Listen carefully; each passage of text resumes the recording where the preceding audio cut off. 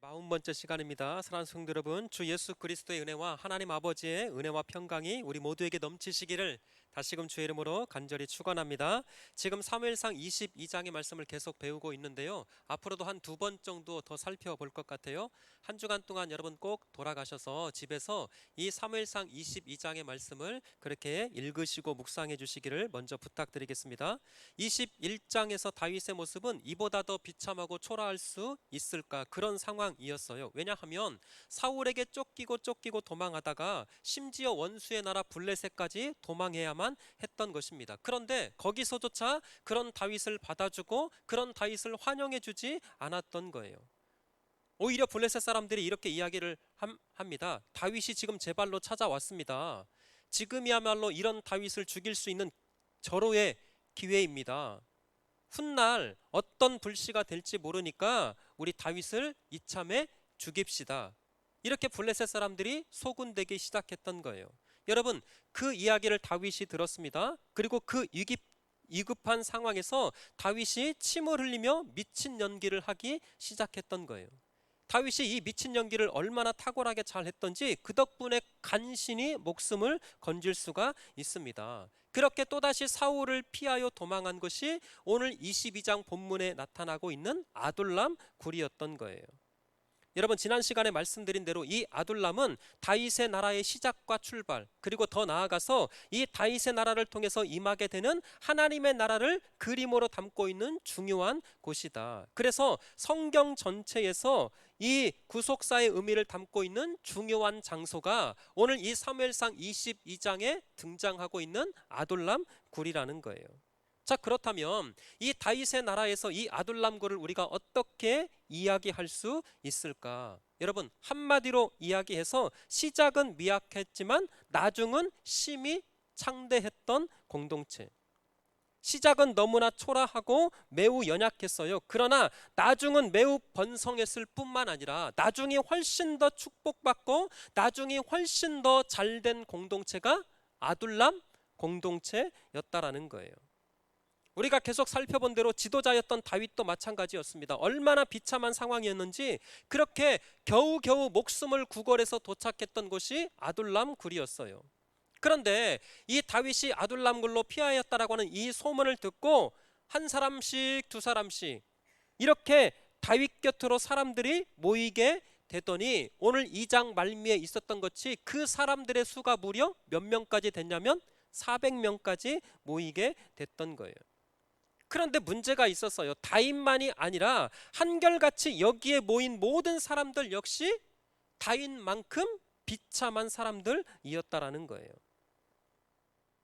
아니, 사랑하는 성도 여러분, 한번 생각해 보자고요. 지금 다윗에게 가장 필요한 사람은 어떤 사람이었을까? 지금 사울의 나라에 대항해서 이 다윗의 나라를 세우기 위해서 돈 많은 사람 여러분 필요하지 않았을까요? 그래도 좀 권력도 있고 힘도 가지고 있는 사람, 어쩌면 가장 필요한 사람이지 않겠습니까? 아니, 기왕이면 사울의 나라에 대항했던 전직 국방부 장관이 이 다윗의 무리 가운데 합류했다. 얼마나 천군만마가 될까요? 그것도 아니면 재벌 총수가 이 다윗 공동체에 합류를 했다거나 그러면 실질적으로 엄청난 힘과 도움이 됐던 건 사실일 것 같아요. 그런데 그런 사람은 하나도 없고 그런 사람이 지금 다윗을 찾아오지 않고 하나같이 어렵고 힘들고 비참한 그런 사람들만 골라서 합류하고 모였던 것이 아둘람 공동체였다라는 거예요. 그렇다면 사랑하는 성도 여러분, 왜 하나님께서는 그렇게 이런 사람들만 골라서 다윗 곁으로 보내고 있었던 것일까? 자, 2절에서 그런 사람들을 이렇게 지칭하고 있네요. 2절 한번 다시 띄워주실래요? 같이 한번 읽겠습니다. 시작. 환난당한 모든 자와 빚진 모든 자와 마음이 원통한 자가 다 그에게로 모였고 그는 그들의 우두머리가 되었는데 그와 함께 한 자가 400명 가량이었더라. 아멘. 여러분 생각해 보세요. 세상 살면서 환난당한 모든 사람과 빚진 모든 사람, 여기서 빚졌다라고 하는 것은 가난한 자들을 말하는 거예요. 마음의 원통을 가진 모든 사람들이 다 모였습니다. 그러니까 사울 왕국에서 철저하게 소외당하고 외면당하고 무시당하고 버림받은 사람들이 이 세 부류의 종류의 사람들로 이야기하고 있었던 거예요. 다시요, 철저하게 사울의 나라, 사울의 왕국에서 외면당하고 버림받았던 그 400명의 사람들이 지금 다윗 곁으로 모이고 또 모이게 됐던 거예요. 아니, 이런 사람들이, 이렇게 모인 다윗의 나라에 이 사람들이 어떻게 사울 왕국을 대적해서 이길 수 있을까요? 철저히 가진 사람들은 다 사울 나라에 속해 있었다면 철저하게 없는 사람, 가지지 못한 사람들의 편은 지금 다윗의 나라에 속하고 있었던 거예요. 그런데 여러분, 중요한 것이 또 있습니다. 이런 사람들의 특징은 뭐냐면, 나는 상처 받았으니까 나 건들지 마라. 나는 억울하니까 가만 냅둬라. 나 이전 교회에서 상처받고 왔으니까 나 건들지 마. 나 강요하지 마. 여러분, 저마다 상처와 피해의식을 가지고 살아가는 사람들이 이런 상처를 갖고 모인 사람들의 특징이라는 거예요. 보세요. 저마다 그런 상처와 아픔을 가지고 그렇게 아둘람 공동체에 모였다면 얼마나 시끌벅적, 때로는 티격태격, 자충우돌하지 않았을까. 사람들이 누구든지 상처를 가지고 살아가 보면요, 자기 자신에게는 한없이 방어적이 되고 상대방에게는 언제나 공격적이 되더라고요. 마음을 열지 못합니다. 모든 것이 억울하고 모든 것이 그 사람 탓이고, 심지어는 작은 일까지라도 쉽게 분노하는 것이 마음의 아픔과 상처를 가지고 살아가는 사람들의 전형적인 특징이더라고요. 왜 이렇게 잘 설명할 수 있냐면, 제가 그랬거든요. 여러분, 저도 이런 피해의식과 상처 때문에 외롭고 힘든 시간을 보낸 적이 사실 있었습니다. 어린 시절 아버지 때문에 얼마나 많은 상처를 받았는지 모르겠어요. 아버지가 어린 시절부터 늘 술에 취해 있었습니다. 한 날도 그런 날이 없었던 적이 없어요. 늘 술에 취해 있었고요, 심지어는 알코올 중독자였어요. 병원에도 몇 번 입원한 적이 있습니다. 처음부터 그런 것 아니었어요. 처음에는 그냥 일이 고되니까, 장남으로서 동생들 결혼시켜야 되니까 한 잔 두 잔 마시던 술이, 시간이 지나니까 술이 술을 먹더라고요. 근데 조금 더 시간이 지나니까 술이 사람을 먹더라고요. 진짜 제가 봤어요. 아버지의 그런 모습 때문에 이 어린 시절 얼마나 상처가 많았는지 몰라요. 그런 아버지가 미웠습니다. 아버지가 없었으면 좋겠다. 아니, 심지어는요, 아버지를 죽이고 싶은 마음이 얼마나 많았는지, 너무 부끄럽지만 그렇게 진짜 시도한 적도 있었어요. 나는 왜 이런 부모를 만났을까? 나는 왜 이런 가정에서 태어났을까?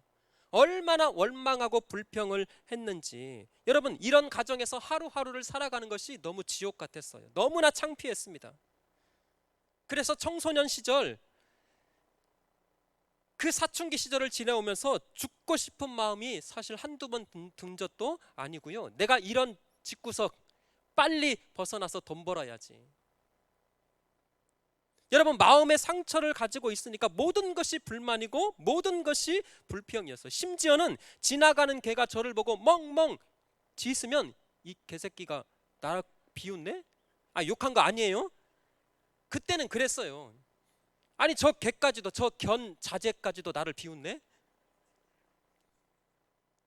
사람들이 조금만 건드려도 폭발적으로 반응하게 되고요, 그냥 일반적인 사람들이 대수롭지 않게 이야기하는 것도 그것을 마음에 상처가 있으니까 가시돋친 말로 받아들이고 막 씩씩거리고 그러더라고요. 왜? 마음에 해결되지 않는, 마음에 풀리지 않은 그 상처가 내 안에 자리 잡고 있었기 때문에. 지금 아둘람 공동체의 특징이 바로 그랬습니다. 여러분, 제가 구의중앙교회를 부임하기 전에, 지금으로부터 약 한 8년 전쯤에 개척교회를 2년 가까이 한 적이 있었습니다. 지금 생각해도 얼마나 힘들고 얼마나 어려운 시간이었는지 모르겠어요. 나름대로 열심도 했고요, 노력도 했습니다.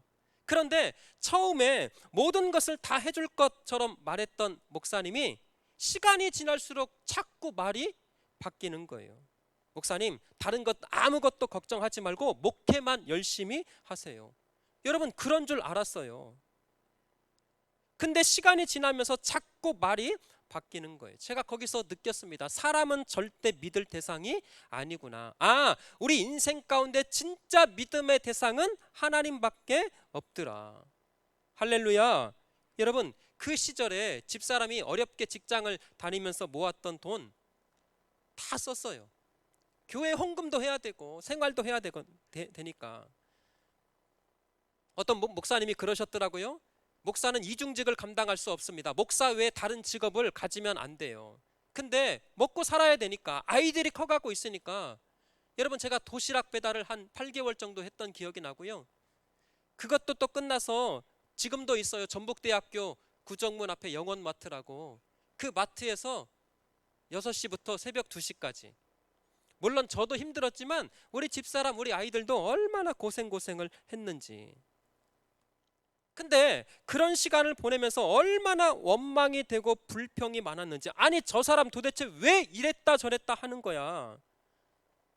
아니 목사가 말을 했으면 지켜야지 왜 자꾸 이랬다 저랬다 하는 거야.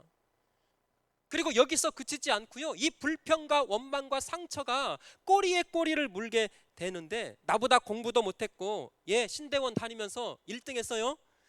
1등하고 공부도 잘했고, 근데 나보다 공부도 못했고 실력도 없는 이 목사님들이 좋은 교회 막 청빙을 가는 거예요. 아, 나는 왜 이 모양이냐, 아, 나는 왜 이렇게 안 되냐.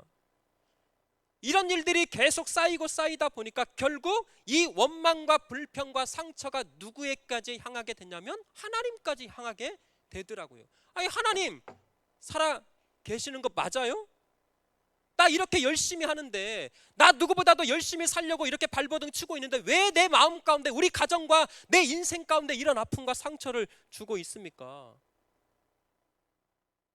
여러분 그만큼 개가 짖어도 기분이 나쁘고, 그만큼 사람이 웃기만 해도 기분 나쁘고 우울했던 시기가 있었어요. 왜? 내 안에 해결되지 않았던 상처가 그렇게 자리하고 있었기 때문에. 근데 지금은 다 사라졌어요?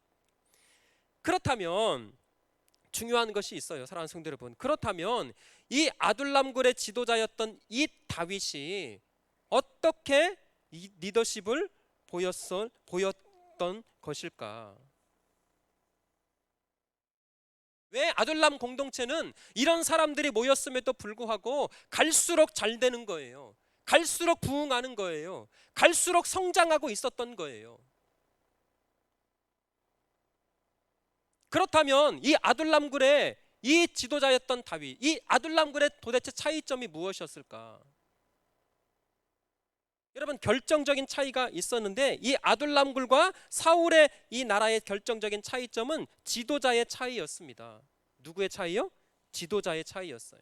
그렇다면 이 아둘람굴의 지도자였던 이 다윗이 이 아둘람굴에서 보여줬던 리더십은 과연 무엇이었을까? 어떤 지도자의 모습이었기에 망하는 공동체가 아니라 정말 환난당하고 빚진 자, 마음에 원통한 사람들이 모이고 또 모였음에도 불구하고 사울의 나라가 점점 망하는 길로 갔다면, 이 다윗의 나라 이 아둘람굴은 시간이 갈수록 왜 잘되고 부흥하고 성장할 수 있었을까 봤더니 결정적인 차이가 지도자의 차이였어요. 그러면 이 아둘람 공동체의 이 지도자였던 다윗이 도대체 어떤 모습이었을까? 여러분 시편 57편에 보시면 이런 기가 막힌 내용이 있습니다. 이 57편의 제목이 파란 글씨예요. 자, 같이 한번 읽어볼까요? 시작. 다윗이 사울을 피하여 굴에 있을 때. 예, 다시요. 이 57편의 지금 상황이 어떤 상황이냐면 다윗이 사울을 피하여 어디에 있었을 때? 굴에 있었을 때. 그러니까 아둘람 굴에 있을 때 만들었던 시편입니다. 자, 1절 한번 같이 읽어볼게요. 시작. 하나님이여 내게 은혜를 베푸소서. 내게 은혜를 베푸소서. 내 영혼이 주께로 피하되 주의 날개 그늘 아래에서 이 재앙들이 지나가기까지 피하리이다. 아멘. 보세요. 하나님이여 내게 은혜를 베푸소서, 또 내게 은혜를 베푸소서. 보세요. 다윗은 이 모든 고난과 환난을 견디고 이길 수 있는 힘이 오직 하나님께 있음을 믿음으로 고백하고 있는 거예요. 하나님, 내 힘으로 할 수 없습니다. 하나님의 은혜가 필요하고 또 그 은혜가 필요합니다. 하나님께서 주시는 그 은혜가 아니고는 해결될 수 없습니다. 이제는 내 영혼이 주께로 피하되 주의 그늘 아래, 그 그늘 아래에서 이 모든 재앙이 지나기까지 그렇게 하나님만 바라보고 하나님만 의지하고 하나님께 피하겠습니다. 근데 잘 들으세요, 사랑하는 성도 여러분. 다윗이 아둘람에 오기 전까지는 사람을 의지했어요. 사람에게 피했습니다. 한 번은 요나단에게 피하고 한 번은 사무엘에게 피하고 또다시 사람에게 피해서 심지어는 블레셋 나라까지 피했던 것이 다윗이었어요. 그런데 그런 자신의 삶, 하나님께 피하지 않고 하나님을 의지하지 않던 자신의 삶을 철저하게 지금 회개하고 있는 거예요.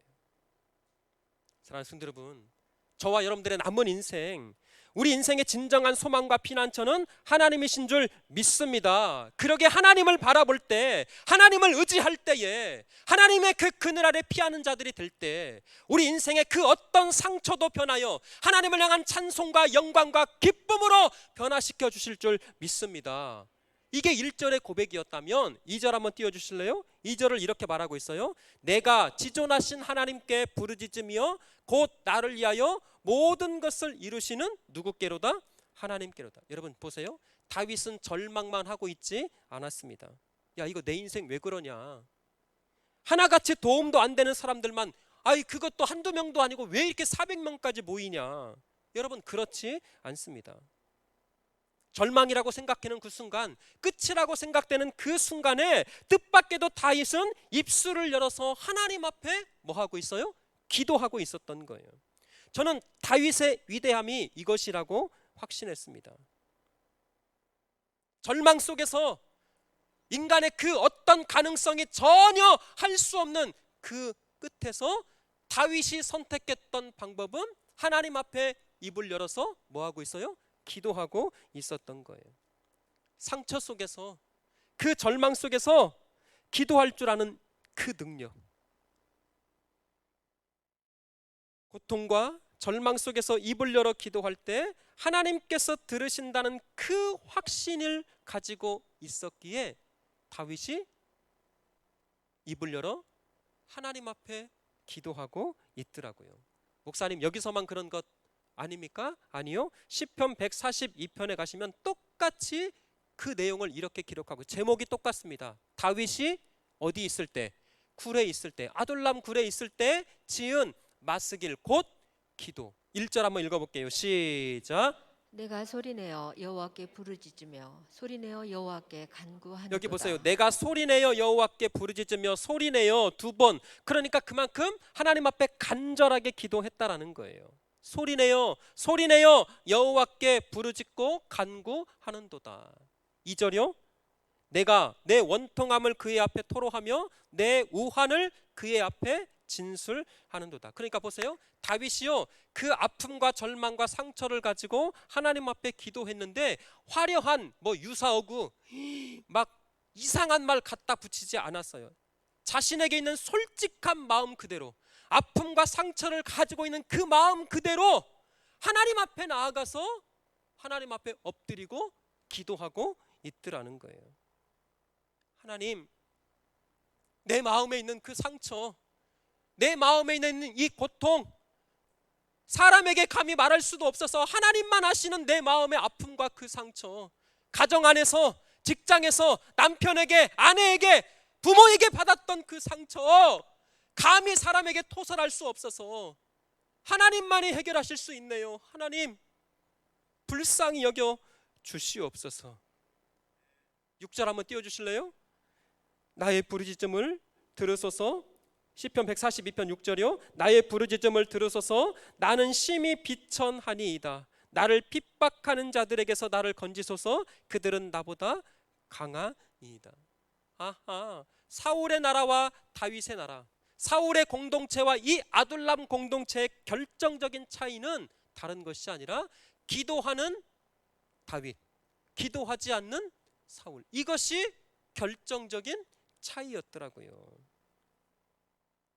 사랑하는 성도 여러분, 인생 살면서 위기의 순간마다 기도하는 사람이 반드시 승리하게 될 줄 믿습니다.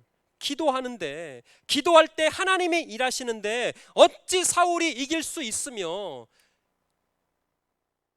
절망의 순간 기도하는데, 위기의 순간 입술을 열어서 기도하는데 그 어떤 골리앗이 다윗을 대적하고 다윗을 이길 수 있겠냐고요. 사랑하는 성도 여러분, 사실 더 중요한 것이 있습니다. 우리 교회, 우리 가정의 진정, 우리 가정의 참된 지도자는 사람이 아니라 예수 그리스도이심을 믿으시기를 축원합니다. 그래서 그 예수가 주인 되시고 그 예수께서 다스리시고 그 예수 그리스도가 우리 교회와 우리 가정의 참된 지도자가 되실 때 이 다윗을 통해서 약속하신 그 하늘의 복이 반드시 우리 삶과 우리 가정과 우리 교회 가운데 임하게 될 줄 믿습니다. 근데 여러분, 성경에 보니까 하나님께서 우리에게 주신 공동체는 딱 두 가지밖에 없어요. 하나는 교회고 하나는 가정이에요. 그래서 우리 교회, 우리 가정이 얼마나 중요한지 모르겠어요. 다시요, 세우신 분이 하나님이시라면 우리 교회를 세우신 분 하나님이십니다. 아멘. 우리 가정을 세우신 분 하나님이십니다. 아멘. 그러면 세우신 분이 하나님이시라면 주인 역시 누구실까요? 그렇죠, 하나님이셨던 거예요. 여러분, 구의중앙교회의 주인 담임 목사가 아닙니다. 어떤 사람이요, 제가 직접 들었어요. 대한예수교 장로에 속한 교회는 장로가 주인이다. 정신 나간 소리예요. 하나님 앞에 어떤 심판을 받을지. 교회의 주인은 지금도 살아계셔서 역사하시는 하나님이심을 다시금 믿으시기를 축원합니다. 그래서 사람이 주인 노릇하지 않고 그 예수 그리스도가 주인 되시고 예수 그리스도가 지도자가 되어 주실 때 교회는 날마다 창대한 거예요. 갈수록 부흥하고요, 그 영적인 아둘람으로 반드시 세워져 가게 될 줄 믿습니다. 여러분, 다시 말씀드려요. 우리 가정도 마찬가지예요. 사람이 주인 노릇하지 말고, 사람이 주인 되려고 하지 말고 예수 그리스도가 주인 될 때 우리 가정 하나님의 은혜가 부어질 것이고요, 영적인 이 아둘람으로 반드시 세워져 가게 될 줄 믿습니다. 교회의 주인은 하나님, 가정의 주인은 하나님이시다. 여러분, 제가 결혼을 앞두고 처갓집에 인사를 갔어요. 제가 26살에 결혼을 했습니다. 일찍 결혼했죠. 26살에 결혼을 했어요. 지금 생각하면 얼마나 어린애가 장가를 갔나 싶습니다. 우리 집사람의 나이가 그때 25살이었어요. 그때는 정말 이뻤는데 지금은 더 이뻐요. 살기 위해서. 정장을 입고 지금은 없어졌어요. 전풍백화점 앞에서 딱 만났는데 나 천사가 이렇게 왔나. 제가 오늘 밥을 먹어야 되니까. 근데 25살인데 결혼을 했는데 제 친구들 중에 제가 가장 먼저 결혼을 했습니다. 이제 처가댁에 방문해서 식사를 하기 위해서 이제 식탁에 딱 앉아 있었어요. 이제 장모님께서 여러 가지 이제 예비 사이가 왔으니까 맛있는 음식을 이렇게 해주시면서 이제 그 식탁에서 앉아서 기다리고 있는데 제 눈에 벽에 걸린 액자가 하나 눈에 딱 들어왔어요. PPT 한번 띄워주실래요? 그리스도는 이 집의 주인이시요 식사 때마다 보이지 않는 손님이시요. 근데 이거는 바꿔 쓰면 좋겠더라고요. 가족이시요 모든 대화에 말없이 듣는 이시라. 이 액자가 그 식탁 위에 이렇게 크게 액자로 딱 걸려있던, 이게 눈에 딱 꽂혀서 지금도 기억해요. 한번 읽어볼까요? 시작. 그리스도는 이 집의 주인이시요 식사 때마다 보이지 않는 손님이시요 모든 대화에 말없이 듣는 이시라. 말없이 듣는 이시라. 여러분, 실제적으로 미국에서 있었던 어떤 목사님의 이야기입니다. 이 목사님이 한 가정의 신방을 가셨어요. 이제 신방 후에 식탁으로 초대를 받아서 음식을 이제 먹기 위해서 이 한 자리에 의자에 딱 앉으려고 하니까 그 집 큰아들이 목사님 거기는 앉으면 안 돼요. 이 목사님이 깜짝 놀라가지고 sorry, 미안, 여기는 아빠가 앉는 자리구나 그랬더니 아니에요 목사님, 이 자리는 예수님 자리예요. 그 의자가 예수님의 의자였던 거예요. 그러니까 보이진 않지만, 우리 인간의 물리적인 눈에는 보이지 않지만 예수 그리스도가 우리 가정 가운데 함께 하시고 예수 그리스도가 우리 가정의 주인 되심을 그렇게 인정하고 고백하고 있었다라는 거예요. 그 부모가 그렇게 아이들을 교육시켰던 거예요. 근데 이 목사님이 더 놀라운 거, 때로는 어떤 날은 신방을 가서 보면 이 가정의 아이들이 때로는 이 의자에 손을 얹고 기도하고 있는 모습을 신방을 할 때마다 종종 볼 수 있었다라는 거예요. 여러분, 남자만 둘이기 때문에 얼마나 잘하면서 티격태격 싸우고 그러잖아요. 막 장난감 하나 가지고 이거 네 거야 내 거야 막 집어던지고, 어느 날 신방을 갔더니 막 애들이 그렇게 막 싸우고 있는 거예요. 장난감 때문에 막 싸우고 있다가 갑자기 형이 동생을 툭 치면서, 동생아 싸우지 말자, 예수님이 들으신다. 아유, 어른보다 낫다. 예수님이 들으시니까 우리 나쁜 말 하지 말자. 우리의 모든 언행 심사를 아시고 바라보시고 들으시는 예수 그리스도. 사랑하는 성도 여러분, 오늘도 그 예수님은 이곳에, 예배하는 이곳에, 예배하는 우리 구의중앙교회 이곳에 동일하게 임하셔서 우리 한 사람 한 사람을 바라보시고 함께 하실 줄 믿습니다. 그래서요, 제가 아까 그 식탁 위에 걸려있던 이 액자의 문구를 이렇게 한번 읽어보면 어떨까 싶더라고요. 한번 띄워주실래요? 그리스도는 이 교회의 주인이시오. 자, 같이 한번 읽어볼게요. 시작. 그리스도는 이 교회의 주인이시오. 예배 때마다 함께 하시는 우리의 왕이시오. 모든 기도에 듣고 응답하시는 이시라. 할렐루야. 이 사실을 주님 다시 오시는 그날까지 마음에 품으시기를 주의 이름으로 축원합니다. 다윗이 그랬어요. 다윗이 그 인생 가운데 염려와 고통과 절망과 가장 억울한 그런 상황 가운데서도 낙심하지 않았던 것. 하나님이 함께 하시구나. 하나님이 이곳에 임재하고 계시는구나. 비록 처절하고 절박한 이 아둘람 굴이지만, 마음의 상처와 아픔을 가지고 찾아온 그 400명이 전부이지만, 그럼에도 하나님은 살아계셔서 이곳에 함께 하신다. 그리고 그 살아계신 하나님 앞에 입을 열어서 기도할 수 있었던 다윗. 그러게 하나님은 그런 다윗을 통해서 하나님의 나라를 이루어 가신 줄 믿습니다. 사랑하는 성도 여러분, 말씀을 마칠게요. 우리 인생 가운데 가장 필요한 분 예수 그리스도이십니다. 우리 가정과 우리 교회 가운데 가장 필요한 한 분 예수 그리스도이십니다. 우리 자녀들에게 가장 필요한 한 분은 예수 그리스도이십니다. 그래서 그 예수 그리스도가 우리 가정과 우리 자녀와 우리 교회의 주인 되시고 지도자가 되어주실 때, 우리의 시작은 비록 미약했으나, 우리의 시작은 비록 초라할 수 있으나, 그 예수로 말미암아 갈수록 창대케 하시는 그 놀라운 은혜가 우리 남은 인생 가운데 가득 넘치시기를 주의 이름으로 축원합니다. 다시 예수께로 돌아가시게요. 예수만이 우리의 소망이십니다. 예수 잘 믿고 예수 잘 섬기는 길이 잘 되는 길임을 깨달아 소탐대실하지 말고 예수 잘 믿는 우리 성도들 되시기를 주의 이름으로 축원합니다. 우리 함께 이 찬양